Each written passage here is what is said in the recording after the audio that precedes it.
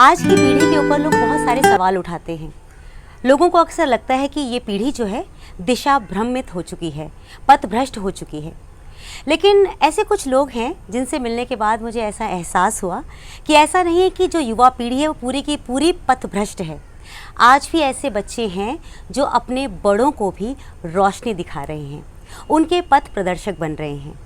ऐसी ही एक व्यक्तित्व आज मेरे साथ हैं। आप सब उन्हें पहचानते हैं, मीनाक्षी सहरावत नाम है।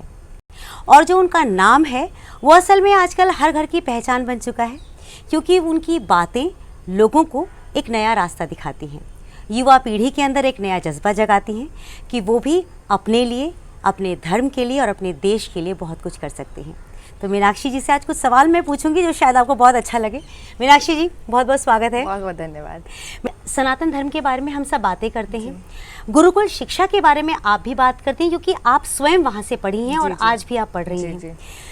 आजकल के माता पिता जो हैं वो बात तो करते हैं कि उन्हें अपने बच्चे के अंदर संस्कार चाहिए, लेकिन संस्कार मिले कहाँ से, इसके लिए वो कार्यरत नहीं कर पाते, क्योंकि कहीं ना कहीं उनके मन में ये डर और वहम बना रहता है कि अगर उन्होंने गुरुकुल में भेजा तो आज के इस कॉम्पिटिटिव वर्ल्ड में उनका बच्चा कुछ अच्छा कर नहीं पाएगा, बड़ी नौकरियाँ उसे नहीं मिल पाएगी। आप चूँकि गुरुकुल में पढ़ती हैं, तो क्या आपको कभी ऐसा डर लगा या आपके माता पिता को ऐसा कभी डर लगा कि हमने अपने बच्चे को तो भेज दिया गुरुकुल में पढ़ने के लिए, अब पता नहीं इसका भविष्य क्या होगा, हो सकता है ये सन्यासन बन जाए या सिर्फ धर्म का प्रचार प्रसार करती रह जाए? क्या आपको लगता है कि आपका भविष्य कुछ ऐसा है? नहीं, मेरे माता पिता को ऐसा नहीं लगता कि मेरा भविष्य ऐसा है। दूसरा, ये हमारा भ्रम है कि गुरुकुल में जाकर जो बच्चा है वो या तो पंडित बनेगा और या हमारे समाज से दूर हो जाएगा और बढ़ नहीं पाएगा आगे। बहुत बड़ा भ्रम है हमारा, क्योंकि हम जानते हैं कि आर्यभट्ट भी गुरुकुल से पढ़े थे, बोधायन भी गुरुकुल से पढ़े थे, भास्कराचार्य जी भी गुरुकुल से पढ़े थे और भारद्वाज ऋषि भी गुरुकुल से पढ़े थे। ये सब गुरुकुल से पढ़े हुए हैं, ये सब साइंटिस्ट थे। मैं जिनका नाम आपको ले रही हूँ ये सब साइंटिस्ट थे, लेकिन हम लोग नहीं जानते ये सब साइंटिस्ट थे। क्यों? क्योंकि जब साइंटिस्ट शब्द सुनते हैं तो कोई अंग्रेजी नाम हमारे दिमाग में आता है, हमें लगता है कोई अंग्रेजी नाम होगा जो जिसने ये थ्योरी दी होगी, जिसने ये लॉ दिया होगा, हमें ऐसा लगता है। तो हमें ये पता ही नहीं है एक्चुअली जो हम लॉ पढ़ रहे हैं, जो थ्योरीज पढ़ रहे हैं, वो सब हमारे पूर्वजों ने हमें दिए, हमारे ऋषि मुनियों ने हमें दिए, और वही ऋषि मुनि जो गुरुकुल में पढ़े हुए हैं। हम गुरुकुल शिक्षा को कितना जानते हैं? थोड़ा भी नहीं जानते। आज अगर किसी मुसलमान का बच्चा जाकर नमाज पढ़े और जाकर मौलवी बन जाए तो किसी को कोई आपत्ति नहीं है। वहीं अगर चर्च में जाकर कोई बच्चा फादर बन जाए तो किसी को कोई आपत्ति नहीं है, ना उनके माता पिता को आपत्ति है कोई। लेकिन हमारे धर्म में यदि कोई बच्चा गुरुकुल का नाम ले भी ले या किसी पंडित बनने का नाम ले ले तो उनको बड़ी आफत आ जाती है। नहीं नहीं नहीं, हमारा बच्चा नहीं नहीं, ये तो मतलब क्या हो गया, पथभ्रष्ट यहाँ हो गया बच्चा हमारा। उनको बच्चा सिगरेट पीता हुआ, सुट्टा मारता हुआ, दारू पीता हुआ अच्छा लग रहा है, लेकिन अगर उसने कोई ऐसी बात कर दी जो संस्कृति के लिए, तो उनको अच्छा नहीं लगता कि कहीं ये इस दिशा में चला जाए ये बच्चा। तो हमें एक्चुअली पता ही नहीं कि गुरुकुल शिक्षा है क्या। जिस आइंस्टीन की हम बात कर रहे हैं, एल्बर्ट आइंस्टीन की जब हम बात करें, जिसने थ्योरी ऑफ रिलेटिविटी दी थी, लेकिन उस आइंस्टीन ने थ्योरी ऑफ रिलेटिविटी कहाँ से निकाली? हमारे शास्त्रों से निकाली थी। थ्योरी ऑफ रिलेटिविटी समझाने के लिए उसको 17 साइंटिस्ट लगे। उसने 17 साइंटिस्ट को ये बताने का प्रयास किया कि ये थ्योरी ऑफ रिलेटिविटी है। उसको खुद को समझने में इतना टाइम लग गया, थ्योरी ऑफ रिलेटिविटी को बहुत टाइम लग गया था। और साइंटिस्ट को समझा रहा था जब वो समझ नहीं पा रहे थे, तो 17 साइंटिस्ट की टीम इकट्ठी करी जो बहुत नॉलेजेबल थे और उनको समझाने का प्रयास किया कि थ्योरी ऑफ रिलेटिविटी ये है। अच्छा। लेकिन हम कब से जानते हैं थ्योरी ऑफ रिलेटिविटी? जब हमारी दादी नानी हमें स्टोरियां सुनाया करती थी। अब कैसे थ्योरी ऑफ रिलेटिविटी में क्या है, उसने समझाने का कैसे प्रयास कर, उसको भी घुमाकर बताना पड़ा साइंटिस्ट को, तब उनको समझ आया। उसने क्या बताया कि जब यदि किसी विमान में बैठकर हम इस ब्रह्मांड के 10-15 चक्कर मार लें और फिर 1 वर्ष बाद हम यहाँ आए तो यहाँ 10 वर्ष हो चुके होंगे और आपकी आयु उतनी ही होगी जितनी 10 वर्ष पहले थी। उतनी आयु ही रहेगी आप जितनी 10 वर्ष पहले थी, तो आयु चेंज नहीं होगी। लेकिन हमारी दादी नानी ये जो स्टोरी है ये चुटकियों में हमें बता दिया करती थी, स्टोरियों के माध्यम से। ये थ्योरी ऑफ रिलेटिविटी कैसे कि विष्णु पुराण में एक कथा आती है जिसमें बताते हैं कि एक बहुत तेजस्वी राजा था और वो तेजस्वी राजा बहुत अच्छा युद्ध किया करता था। अच्छा। है ना? तो क्या होता है कि देवता और राक्षसों की लड़ाई चलती है, तो देवतागण धरती पर आते हैं, उन राजा से अपील करते हैं कि चलिए हमारे साथ और युद्ध करिए, और आप बहुत अच्छा युद्ध करते हैं, आप परास्त कर सकते हैं असुरों को। तो उनको लेकर गए तो असुरों के साथ लड़ाई हुई, और 1 वर्ष में वो लड़ाई खत्म हुई। और फिर वो बोलते हैं इंद्रदेव से कि चलिए मैं अब घर जाता हूँ अपने, मेरे बच्चे मेरे सब घर वाले इंतजार कर रहे होंगे। तो कहते कि माफ करना, लेकिन अब आप अगर यदि नीचे जाओगे धरती लोक में, तो धरती लोक में तो भाई अब से तो आपके जो पौत्र भी होंगे, जो आपके पोते, हाँ, इन सब की भी शादियां हो चुकी होंगी। इतना समय हो चुका है। यहाँ आपको 1 वर्ष लग रहा है, लेकिन वहां बहुत वर्ष हो चुके हैं, बहुत वर्ष बीत गया, वो आपको भूल भी चुके होंगे। आप जाओगे, आपके जाने का कोई फायदा नहीं रहेगा, कोई आपको नहीं पहचानेगा। तो ये थ्योरी ऑफ रिलेटिविटी हमारी दादी नानी ऐसे चुटकियों में बता दिया करती थी, और आइंस्टीन को कितना टाइम लगा। वैसे ही साइंस की बात कर रहे हैं ना अपन लोग, तो मैं ही बता रही हूँ, वैसे ही हम मानते हैं ग्रेविटी का लॉ किसने दिया? न्यूटन ने। गूगल पर सर्च करेंगे न्यूटन ही आएगा। लेकिन असलियत में जो ग्रेविटी का लॉ वो हमारे भास्कराचार्य जी ने दिया था।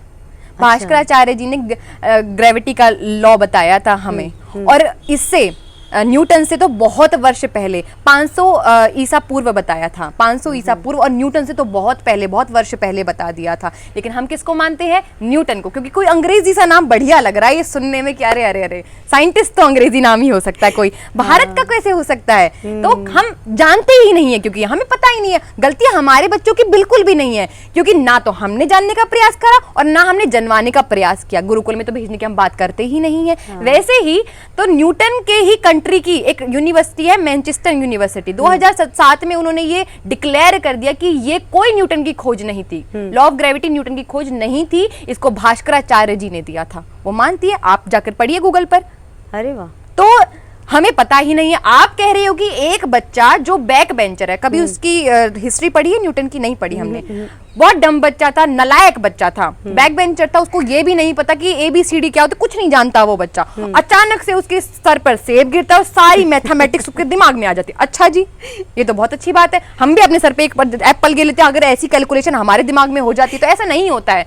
हमने ये अपने बच्चों के दिमाग में डाला, हमने खुद के दिमाग में डाला कि अब भी हम बोलते कि जो बैक बेंचर्स है वही टॉप करते हैं जिंदगी में। नहीं जी, ऐसा नहीं होता। जो पढ़ेगा वही आगे बढ़ेगा, जो नहीं पढ़ेगा वो आगे नहीं बढ़ सकता, नहीं बढ़ सकता। जब तक कुछ आएगा ही नहीं तो आगे बढ़ेगा कैसे?